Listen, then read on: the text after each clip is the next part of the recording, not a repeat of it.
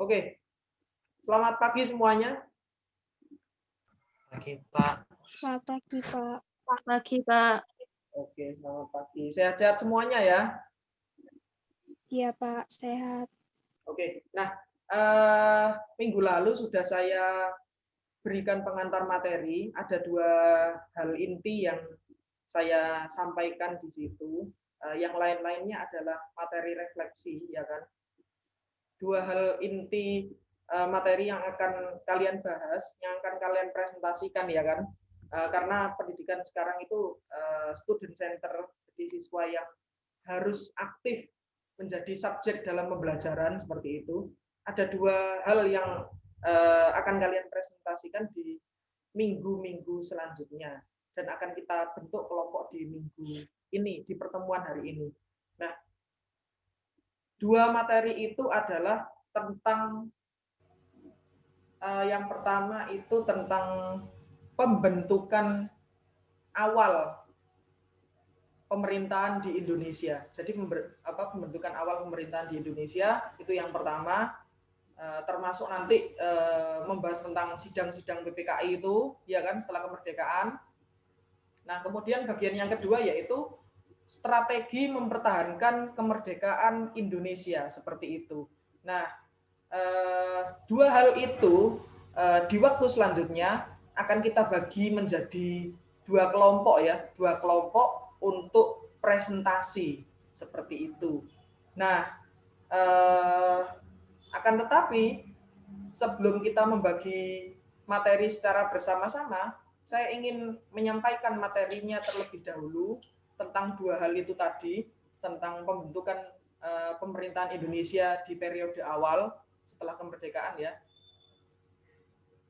Nanti kita bahas tentang kronologi setelah Indonesia merdeka. Saya membuat judul seperti itu. Jadi saya bahasnya secara global saja.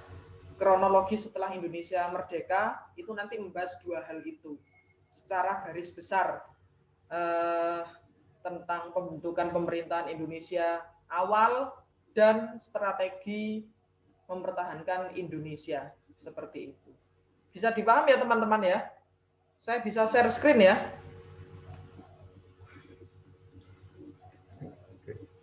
Meneng kabar ya? Iya, Pak. Oke, good.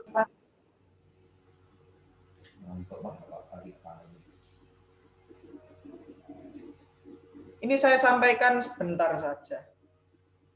Sudah terlihat share screen saya? Sudah. Sudah. Okay. Nah, ini saya berikan judul kronologi setelah kemerdekaan Indonesia. Jadi yang pertama itu, sebentar saya agak besarin dulu. Nah, ini kronologi setelah kemerdekaan Indonesia. Yang pertama yaitu 17 Agustus 1945, ya. Bangsa Indonesia memerdekakan diri, walaupun belum secara kenegaraan belum terbentuk, baru kita bentuk secara kenegaraan itu tanggal 18 Agustus, ya. Kita mulai untuk membentuk sebuah negara setelah kita merdeka dulu. Jadi bangsa Indonesia itu merdeka tanggal 17 Agustus 1945. Negara Indonesia baru awal kita bentuk 18 Agustus 1945. Tapi tentang falsafah yang menjadi landasan ideologi, atau kalau katanya Soekarno itu the philosophische grondslag. Nah, itu kalau bahasa Belandanya kira-kira seperti itu, ya. Atau landasan filosofis atau ideologi bangsa Indonesia, Pancasila, sudah kita bentuk sejak 1 Juni 1945. Nah, ini kronologi setelah kemerdekaan Indonesia. 17 Agustus 1945 merdeka, kemudian berikutnya kita membentuk sebuah negara, yaitu dimulai tanggal 18 Agustus, kemudian dilanjut 19 Agustus, dan sidang terakhir PPKI 22 Agustus 1945. Kira-kira hasil sidangnya seperti ini, ya. Yang pertama yaitu tanggal 18 Agustus 1945, ini mengesahkan Undang-Undang Dasar 1945, kemudian memilih Soekarno dan Bung Hatta sebagai wakil presiden, Soekarno sebagai presiden, kemudian yang lainnya yaitu dibentuk Komite Nasional untuk membantu tugas presiden sementara sebelum terbentuknya DPR dan MPR. Kira-kira Komite Nasional ini adalah parlemen awal bangsa Indonesia, seperti itu ya. Parlemen awal, tahu ya, parlemen awal ya. Jadi pemerintahan awal.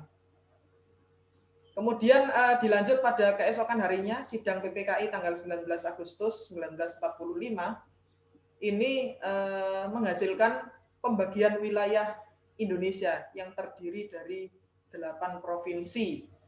Kemudian membentuk parlemen daerah atau pemerintahan daerah ya, namanya Komite Nasional Daerah.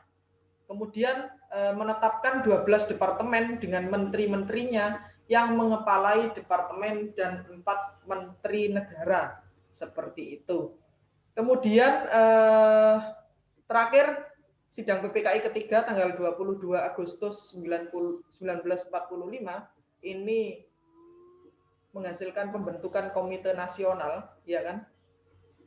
Komite Nasional ini di Komite Nasional Indonesia Pusat ini di sini harusnya.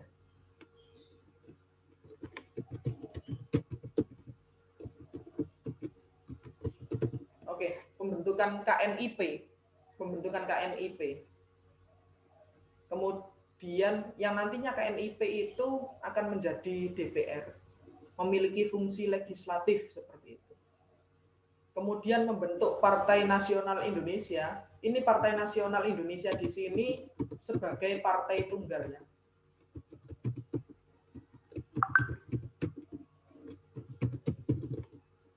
Namun nantinya akan ada revisi terhadap keputusan ini yang nantinya akan terbentuk banyak sekali parpol-parpol melalui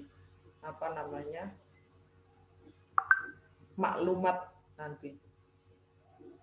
Kemudian ada hasil dari sidang PPKI ketiga yaitu pembentukan BKR atau Badan Keamanan Rakyat yang fungsinya seperti polisi ya, menertibkan keamanan, menertibkan kekacauan yang terjadi di wilayah Indonesia seperti itu. Itu bagian yang pertama. Bagian yang kedua, nanti kalian akan mempelajari juga di semester 2 ini tentang strategi mempertahankan Indonesia. Ini mulai tahun 1945 sampai 1949 seperti itu. Nah, bagaimana strategi mempertahankan kemerdekaan Indonesia tahun 1945 sampai 1949? Yang pertama yaitu ada strategi perlawanan bersenjata. Jadi strategi kita mempertahankan kemerdekaan Indonesia itu menggunakan 2 strategi ya. Yang pertama itu revolusi fisik atau perlawanan bersenjata. Yang kedua itu strategi diplomasi atau melalui perundingan-perundingan. Nah, strategi perlawanan bersenjata ini seperti kita ketahui di kota Surabaya juga meletus pertempuran 10 November ya kan.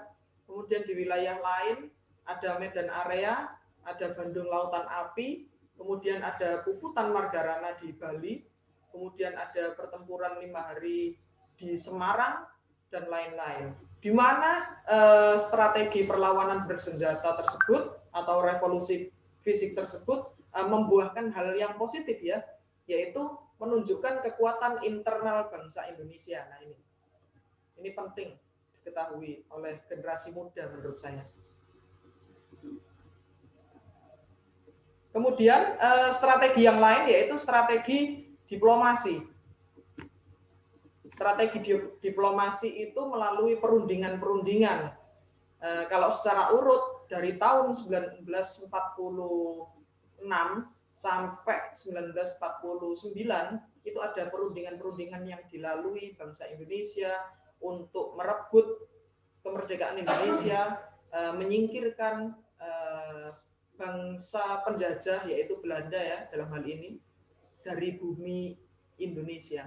Strategi diplomasi yang dilalui yang pertama yaitu ada perundingan Linggarjati, kemudian ada perundingan Renville, kemudian ada Rumroyen, kemudian ada konferensi inter-Indonesia, dan yang terakhir yaitu yang membuat Belanda fix angkat kaki dari wilayah Indonesia, itu adalah konferensi Meja Bundar tahun 1949.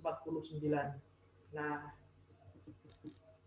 dalam strategi diplomasi ini ada hal positif yang didapat oleh bangsa Indonesia pada waktu itu, yaitu mendapatkan simpati dan dukungan internasional karena perundingan-perundingan yang dilalui itu adalah perundingan internasional sehingga keputusannya adalah keputusan internasional untuk menyelesaikan sengketa Indonesia dengan Belanda yang pada waktu itu masih berkecamuk ya. Seperti itu. Oke. Saya stop share. Mungkin ada pertanyaan dari teman-teman ya? Ada pertanyaan? Silakan. Saya, Pak. Ya, silakan. Ini apa itu partainya itu termasuk kayak Partai Nasdem, PDI Perjuangan kayak gitu ya? Belum ada. Untuk PDI Perjuangan baru ada nanti ketika tahun 1971 kalau nggak salah, iya. Jadi nanti untuk PDI itu ketika Orde Baru ya. Orde Baru itu sistemnya 3 partai ketika itu. Golongan nasionalis dan golongan Kristen atau non-Islam, Nasrani, itu ngumpulnya di partai PDI.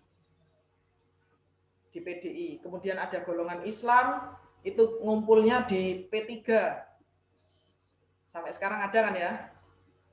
Kemudian ada golongan karya, golongan-golongan pegawai, angkatan bersenjata.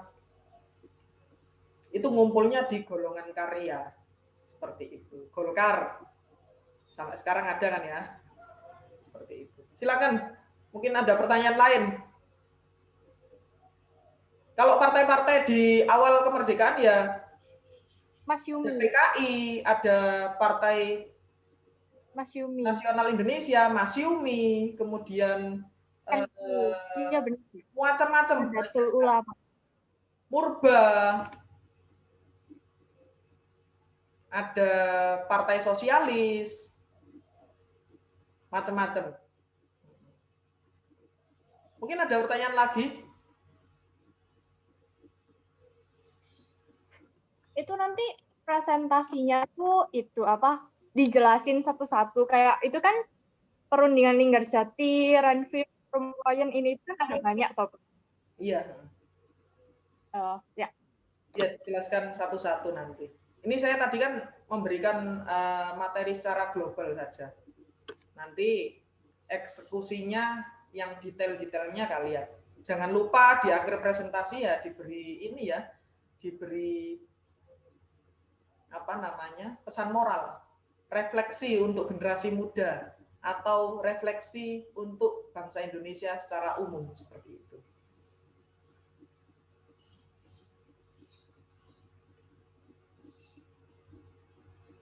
Saya stop record dulu ya kalau nggak ada pertanyaan ya.